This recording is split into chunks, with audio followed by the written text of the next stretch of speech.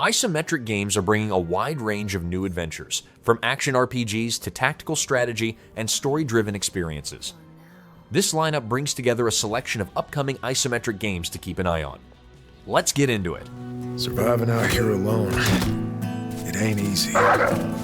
Scavenging's just no way to build for the future. As One We Survive takes place in a post-apocalyptic America where a father searches for help for his sick daughter during a grid-down post-pandemic event. Players scavenge resources, craft supplies, gather food, water, and medicine, and fight for survival. Building a homestead, creating renewable resources, recruiting survivors, assigning roles, and defending the community are key parts of the gameplay. Survival and story modes are planned. Both modes include different objectives and progression.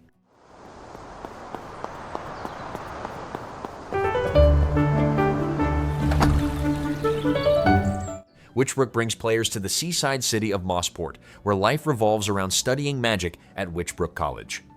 Attend classes, complete assignments, brew potions, join rituals, and improve magical skills. Build friendships, find romance, customize clothing, renovate a cottage, grow a garden, run a business, and help local residents. Online co-op supports up to 4 players, with seasonal events, changing character schedules, shops, exams, and daily activities across the city.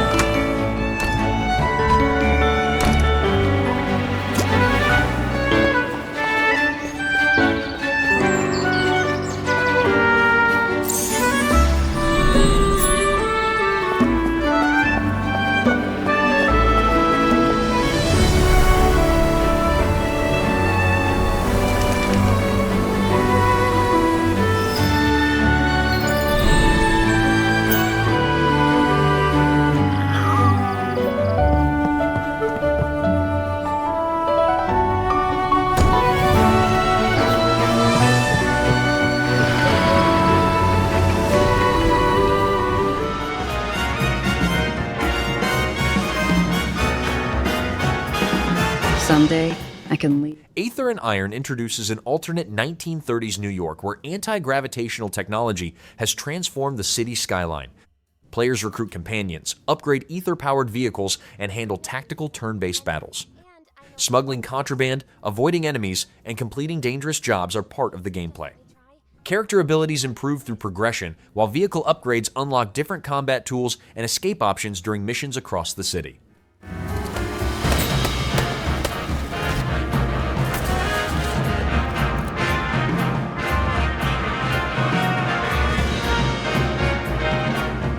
A lot of runaways think the life of an Aether is easier than what they have up here.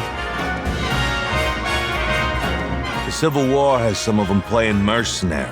We call them gray caps. The Finks are selling their Aether guns in Dreamland. We need to see who's buying. Your insurrection ends for a better, peaceful tomorrow. For all of New York! Remember, act like a bloodthirsty sadist who wrecks everything around you. Basically, just be 8-shot.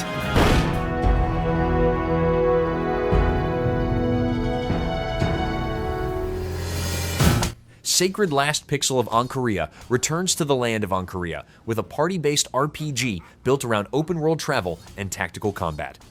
Players choose heroes with different combat styles, recruit mercenaries and hirelings, and ride on horseback across the map. Battles begin in real time before changing into turn-based encounters. Loot such as weapons, armor, rings, and amulets can be collected while completing quests and building a stronger party. She deserves the peace of death. Holy Mother. Solasta II brings a party of 4 adventurers to the continent of Neokos, where a dark force threatens the land. Players create their party, use turn-based tactical combat based on the SRD 5.2 rule set, cast spells, and build strategies through dice-based outcomes. Travel across different areas, uncover new parts of the map, battle monsters, and develop each character while progressing through quests tied to a family legacy. Welcome to my emporium of everything, travelers.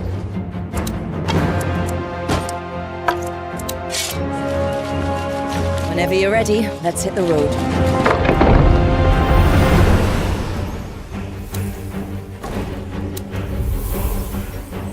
Well met, newcomers.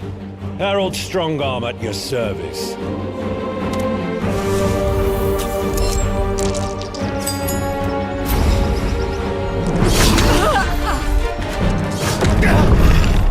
Can we take 5?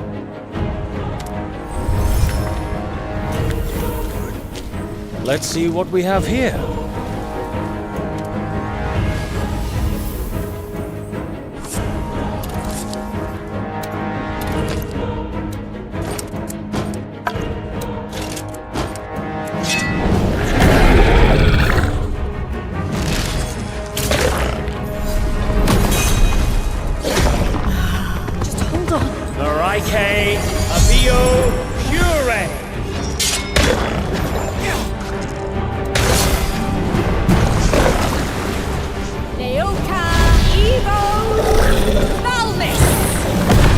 Don't fool yourselves.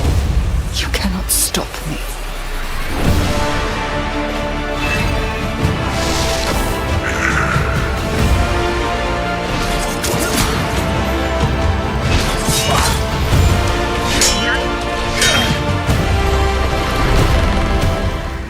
Pathetic. I will stain that fragile hope red. Embers of the Uncrowned takes players to a dark fantasy continent under attack by elven forces where the last hope of House Harborwell fights to reclaim lost lands. Players choose from different classes, recruit companions, and use fast-paced isometric combat against corrupted enemies. Raids and domain boss battles require teamwork with other players. Settlements grow over time, while skill gems, gear upgrades, and bloodline powers strengthen each character. I'll grant you the illusion of victory. For now. Go. Roam the world as you wish.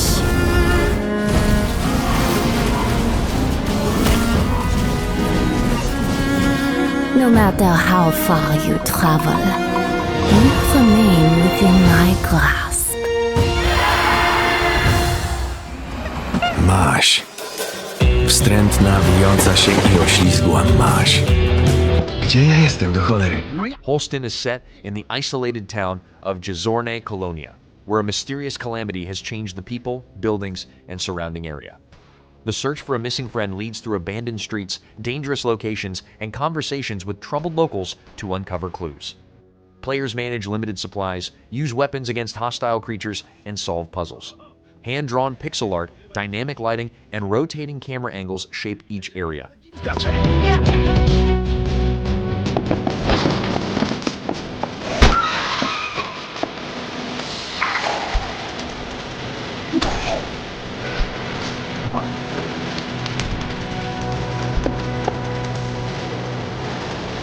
Wewka, czy zrobię jazdę próbną? Tam jest fajna trasa.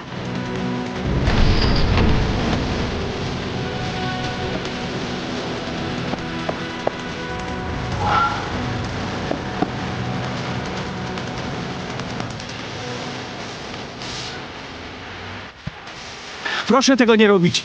Już kurwa mać, daj kobiecie trochę prywatności. Cholera jasna, proszę pani! Przemyśl to. Może będziesz tego żałował.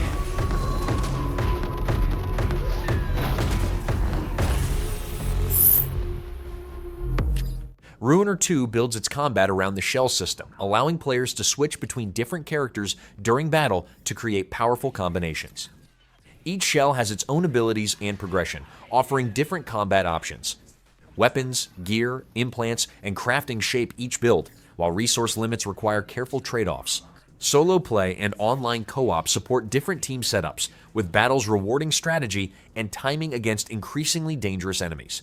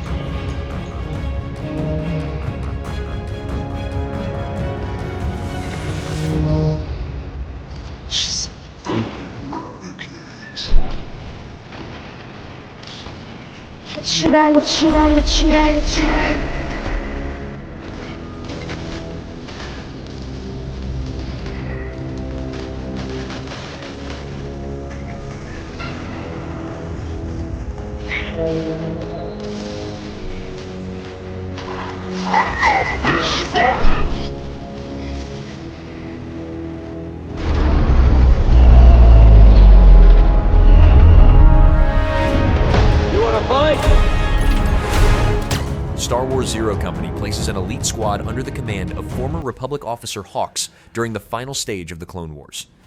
Players lead tactical missions, investigate emerging threats, and manage their team between operations. Squad members come from different archetypes, each offering unique combat abilities and synergies. Characters can improve their skills over time, while customization allows changes to appearances, loadouts, and combat specializations.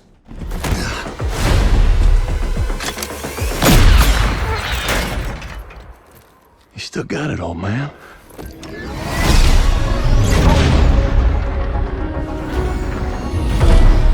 What do you got for me, Penick? Lord Silius. Coil's been spotted meeting with local gangsters. Get down there, find out what they're up to. But please, do it quietly. Criff. Short in contact. My team's got a contract to put an end to Fathom's plans. I've been tracking Fathom for months. She's at the center of it all.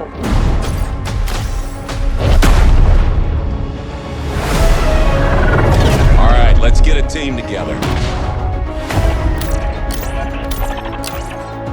I want in. I'm not in it for the credits. There we go!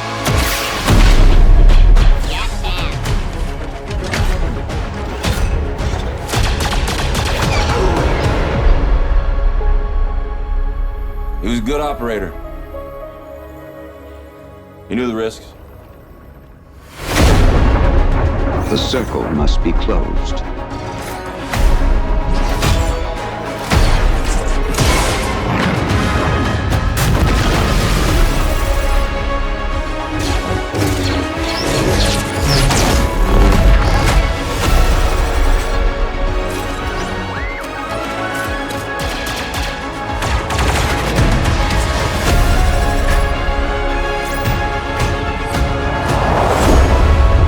All kinds of folks. Ex-separatists, ex-noble, ex-cons, and we're better for it. We're almost there. We just gotta finish this job.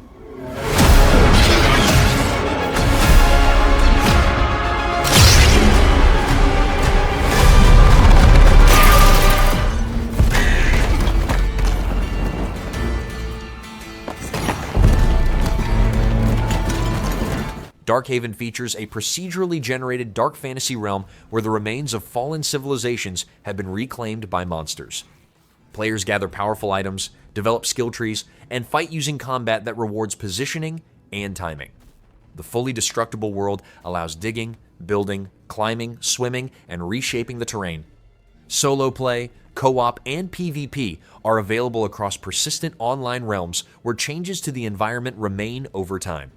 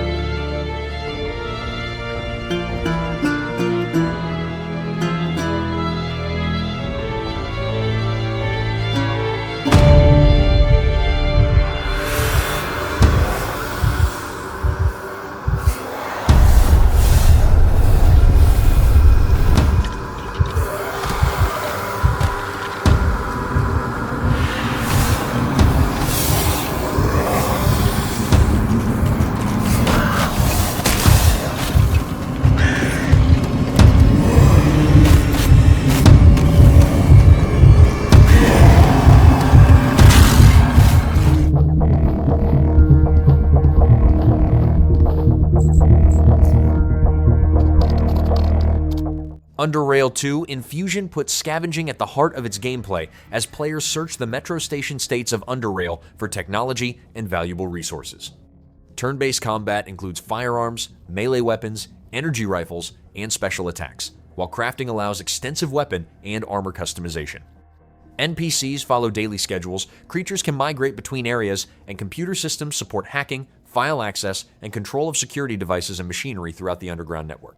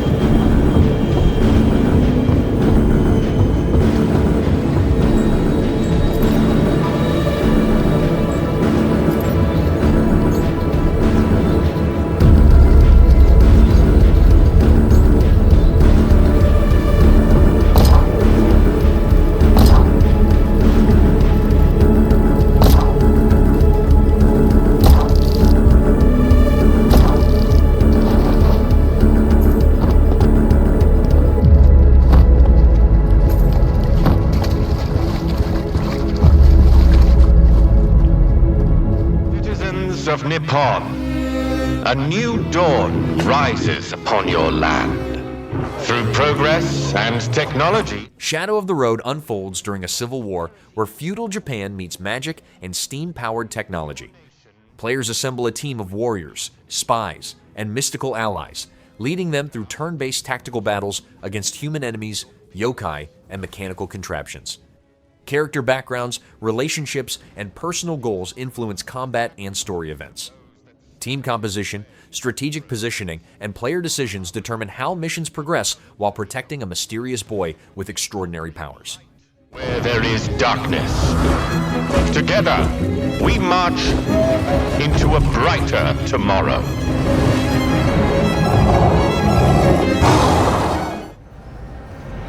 Look at all we've made.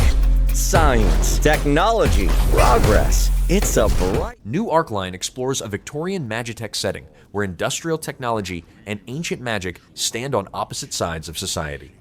Players create a human or elf character, select either the voodoo shaman or dieselpunk engineer class, and build a party for turn-based tactical combat. Character progression supports magical abilities or technological equipment, while skill checks, moral decisions, and companion interactions influence quests and different situations throughout the city. They will suffocate the world! Build a new world! Kill those abominations! Embrace our light! Destroy the mad contraptions!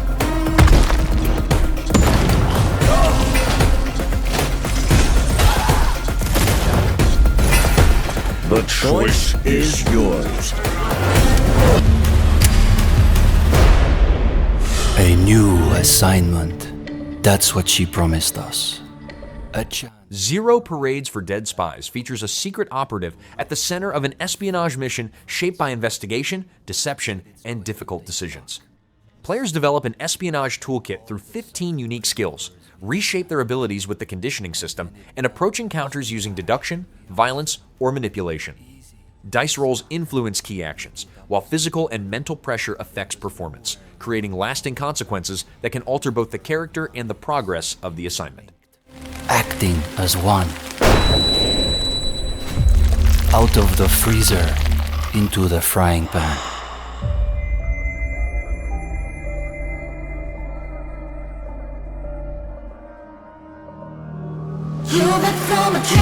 Zero Parades for Dead Spies is an espionage RPG brought to you by Zaum Studio, award-winning makers of Disco Elysium, available now on PC. You play as Herschel Wilk, a disgraced spy returning to the city of her failure for a desperate assignment. To pull it off, you've got to untangle a web of intrigues and assemble a new crew from the ashes of your former network.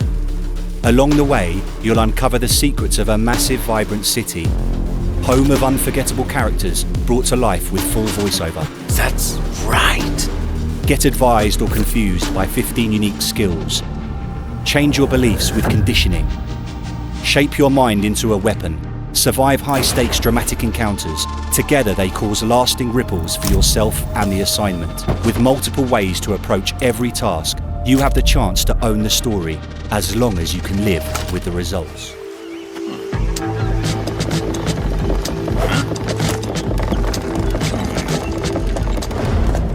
Esoteric Ebb unfolds in the fantasy city of Norvik, where a mysterious tea shop explosion draws a cleric into a political conspiracy before a major election. Players tackle open-ended quests through branching dialogue, dice rolls, and player decisions alongside a goblin companion. Reality-shaping magic and turn-based encounters offer different ways to handle challenges, while character abilities regularly influence conversations, investigations, and the outcome of important events.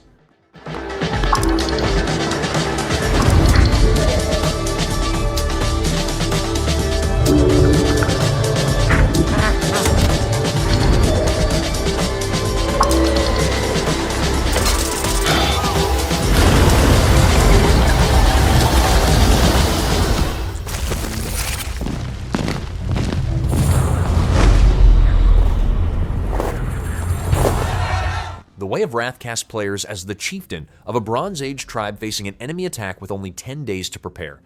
Resource management, lawmaking, crafting, hunting, and tribal leadership all play important roles alongside character progression and reputation. Battles can be fought in real time with pause or turn-based mode, while scouting, traps, and different tactics help prepare for dangerous encounters in the frozen wilderness.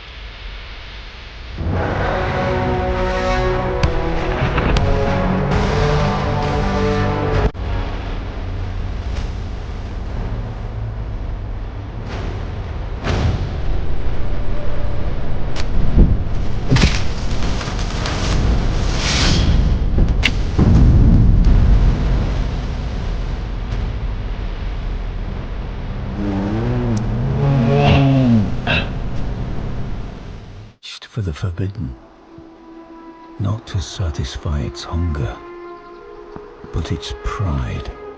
Band of Crusaders lets players lead a knightly order across a medieval Europe threatened by a demonic invasion. The campaign combines open-world travel, camp management, recruitment, and resource planning with real-time tactical combat. Crusaders develop through attributes, skill trees, weapons, and equipment, while permanent death adds risk to every battle. A simulated world, changing seasons, day and night, and enemy activity continuously influence missions and strategic decisions. Philip, King of France, leveled accusations against the Knights of the Temple. Heresy, he claimed, spreading the word of Baphomet. But it was not the truth he sought, only their wealth. He could not have known that beneath their chapels lay vaults, locked away from this world, holding a secret far more dangerous than gold or relics. The king and his men reveled in their spoils, seeing only another plunder. They were utterly blind to the doom they had unleashed. But years later, the shadows began to speak, and the land itself would whisper of their terrible mistake. Beasts grew restless, the woods turned strange, and men began to walk in their sleep into blackened groves. And the realm, once meant for divine creation, fell into the grasp of abomination.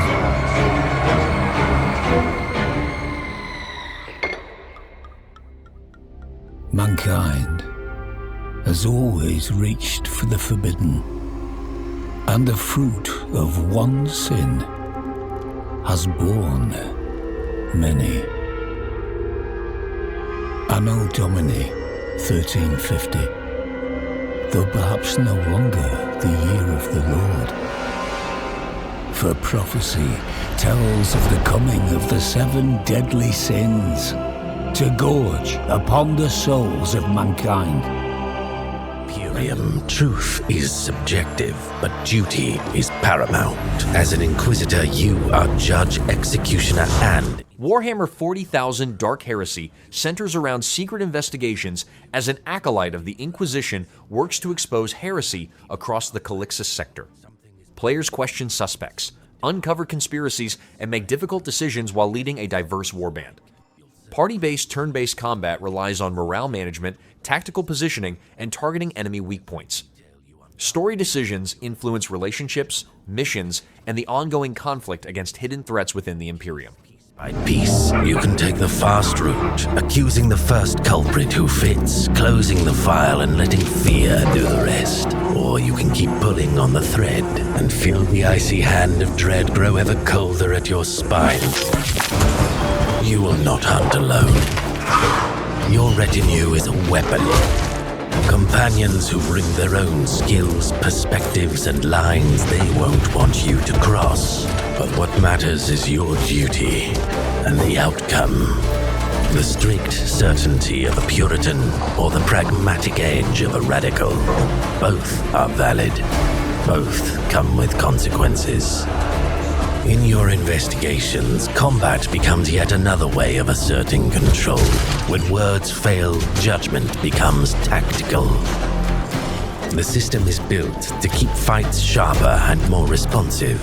Cover is streamlined, and it can be destroyed. You can also aim at specific body parts to disable enemies before finishing them. Concentration lets you deny opponents their most dangerous attacks, while morale can break a force even before the last shot is fired. And once a battle is clearly decided, you can end it on your terms. It's up to you to choose how you want to deal with the suspect. In this war, no one's hands are clean. Anyone can be guilty, because innocence proves nothing. Announcements from the border area. No serious complications have been reported. We ask everyone to be careful on the roads. Lines We Draw turns border inspections into the core of its gameplay, with players deciding who may enter or leave a Cold War checkpoint. Passports, permits, and personal details must be examined while questioning travelers and checking their stories for inconsistencies. New rules, political pressure, and unexpected events change daily responsibilities, while each decision affects individual lives, public opinion, and the story through multiple possible outcomes.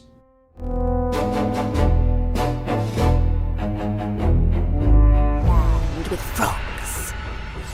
Your rivers will teem with frogs. They will come up into your... Path of Exile 2 expands its action RPG systems with 12 planned character classes, flexible skill building, and combat built around movement and timing. Players can use different weapons and skill gems regardless of class, while the passive tree shapes long-term progression. Dodge rolling, active blocking, and co-op support are joined by a reworked Atlas, new ascendancies, and expanded rune crafting that adds more options for character builds and equipment. It is a character dedicated to one single-minded purpose: more frogs. Behold, the Frogmancer. I'm Evan, and welcome to Build of the Week. To use the frog, we must first understand the frog. Dodre's Undoing is a lineage support gem, meaning we can only socket one of them, but that's okay, because we only need one. This support gem works on curses, turning the curse into a ground effect that curses everything that stands on it. More importantly, it spawns witch toads. So technically they're not frogs. I apologize to all the herpetologists in the audience. Frogmancer just has a good ring to it. Anyway, these frogs explode when they leap into enemies, generally ruining their day and dealing chaos damage. By default, you can have only 4 frogs per area of cursed ground. Yuzo saw this limitation and considered, but I want more. There are only 2 real ways to scale this skill: the gem level of the parent gem and limit increases. Let's talk crafting, starting with our gem levels. As mentioned, the frog explosion, which by the way is called Dark Consequences, has a skill level equal to the parent curse it's socketed into. Yuzo has maxed out this parent gem to a whopping level 40.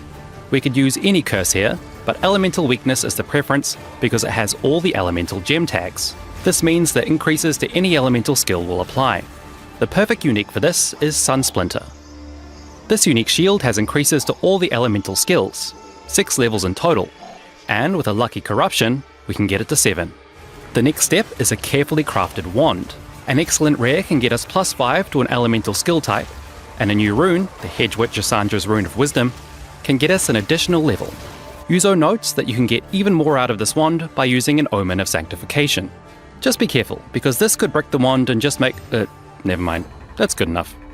If we take the Vertex, corrupt it, and use a Vile Cultivation Orb, we can get a nice bonus to curse skill levels. After that, if you still need more gem levels, they can be rolled in our Amulet, or attained on the Prism of Belief unique jewel. So, our frogs are strong, but how do we increase our FPS, our frogs per second, or depending on your taxonomy, our DOT, our damage of toad? You'll notice that limit is actually a keyword. You know what that means? There will be a way to take the mechanic and rip it apart. This ribbit limit applies to the number of cursed grounds we have, ordinarily 2 at once, and the number of frogs per cursed ground, usually 4. We can get an easy +1 to both limits with the overabundant support gem. Next we can get another +1 from a mod on our wand, crafted using the new Runebinder's alloy. And lastly, we can get +2 from our ascendancy, the Stormweaver. Actually, this node is the whole reason we're a Stormweaver at all. User notes you can also use the Idol of Uldern unique amulet for a further +1, but it depends on your priorities. You might prefer a rare amulet to shore up your— Just kidding, our priorities are more frogs, let's slap that bad boy in. With all this together, our army of frogs is ready to commit war crimes. The rest of the build is designed to make this experience as smooth as reptile skin. Yuzo is using windscreen, boots that make our curses apply instantly so that our frog factory fabricates faster.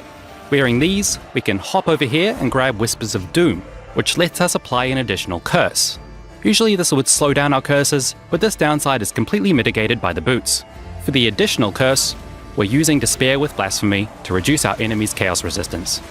As if a storm of frogs wasn't chaotic enough, this all works well with Cosprey's Will, a chaos-themed body armor that's perfect for the build. It gives us an aura that inflicts Wither, increasing our chaos damage. It also makes the Wither stacks and our curses have infinite duration. Once we set up our frog factory, we'll keep forging frogs forever. As you can probably tell by now, this isn't exactly the fastest build at clearing maps. We're a slow, lumbering, amphibious assault vehicle. However, this build is excellent at bossing, where you can place your summoning circles and simply watch as the boss meets total annihilation. Yuzo notes that this build pairs well with a party, with some other build that's fast at clearing but slow at bossing. The curses it provides are a nice boost to the damage of many build types, and thanks to your body armor, your frog children will continue to spawn, perhaps literally, even if you croak it. The dream, really. If you want to look like a swamp witch, I'm wearing the Crocolisk body armor and gloves. The Wendigo character effect covers us in purple-grey markings, while a Vanishing Die and the Djinn boots let us show off these striking patterns. Oh, and if you want to treat your toads to a little snack, chuck on the Defiler's rare finisher effect for extra maggots. Thanks to Yuzo for putting this build together. If your build is feeling like just another frog in the machine, try something new and check out their build guide.